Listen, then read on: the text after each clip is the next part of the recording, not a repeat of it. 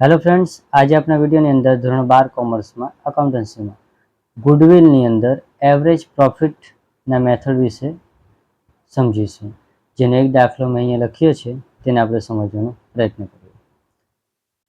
લખ્યું છે કંઈક આ પ્રમાણે: determine the value of goodwill on the basis of 5 years purchase of last 4 years average profit year and profit આપી દીધા છે. બે માહિતી આપેલી છે. હવે આમાં આપણે ગુડવિલ કાઢવાની છે. ભાવ ગુડવિલની વેલ્યુ કાઢવાની છે 5 વર્ષના ખરીદીના આધારે. છેલ્લા 4 વર્ષના એવરેજ પ્રોફિટ આપણને આપી દીધો છે અને નંબર ઓફ યર્સ પરચેસ કેટલું આપેલું છે? 5 વર્ષ. કેટલું? 5 વર્ષ. આ ખાસ યાદ રાખજો. જ્યારે બી ગૂંચવાડો થાય ને આપણને કે આ 5 વર્ષ નંબર ઓફ યર્સ પરચેસ આવે કે 4 યર આવે, તે સિમ્પલ તમને એક ઉદાહરણ તરીકે આપું કે અહીંયા આપણને કેટલા વર્ષ આપેલા છે તે જોઈ લેવાના. 1, 2, 3 અને 4 વર્ષ આપેલા છે. એટલે આ 4 વર્ષ એટલે કોની સાથે મેચ થાય છે? આની જોડે. એટલે આ જે 4 વર્ષ છે તે આની માહિતી છે. નંબર ઓફ યર્સ જે છે તે કેટલું બને? 5 વર્ષ. બરાબર. ચાલો આપણે શરૂઆત કરીએ દાખલાની. એવરેજ પ્રોફિટની અંદર આપણે શું કરવાનું થાય? પહેલાં તો આનો સરવાળો લઈ લેવાનો, એટલે કે ટોટલ પ્રોફિટ મળી જાય. પણ આનામાં એક જોવાની એક વાત એ છે કે આનામાં જો તમે 60,000 છે પ્રોફિટ, પછી 80,000 છે, પછી બ્રેકેટમાં 20,000 બતાવે છે, જે માઇનસ કહેવાય. માઇનસની સાઇન પહેલાં મૂકતા હતા, પણ માઇનસની જગ્યાએ શું આવી ગયું છે? ઇન્ડિકેશન બ્રેકેટ આવી ગયેલું છે. બરાબર. એટલે આપણે શું કરવાનું? 60,000, 80,000 અને 30,000 એટલે 60,000, 80,000, 30,000 પ્લસ કરવાનો અને એમાંથી 20,000 લેસ કરી દેવાનો. બરાબર. એટલે આપણે કેલ્સીઓ કરીએ. 60,000, 80,000 એન્ડ 30,000 પ્લસ એમાંથી માઇનસ કેટલા કરવાના? 20,000.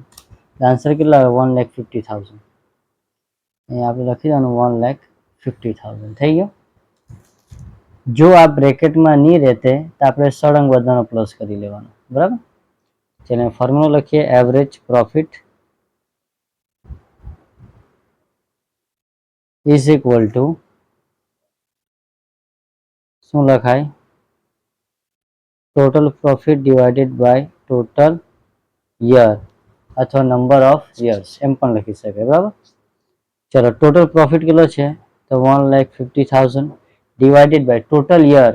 ટોટલ યર એટલે કે અહીંયા જે આપણને માહિતી આપી છે, જે ડેટા આપેલા છે તે 1, 2, 3, 4 અને 4 યર્સ છે ટોટલ, લખવાનું ડિવાઇડમાં 4.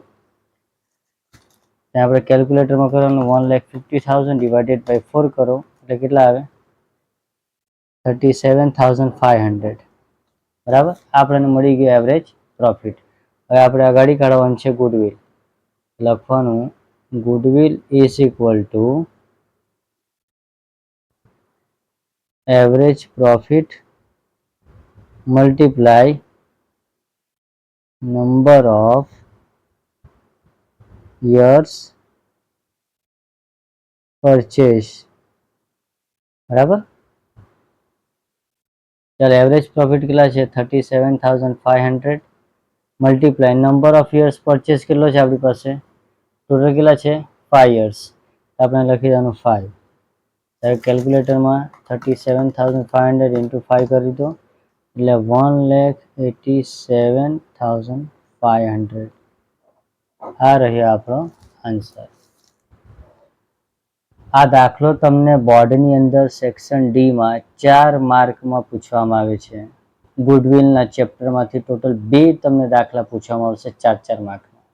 બરાબર. જેમાં આમાં ટોટલ 4 મેથડ છે, જેમાં પ્રથમ મેથડ એવરેજ પ્રોફિટ આજે આપણા વિડીયોમાં સમજી લીધું છે.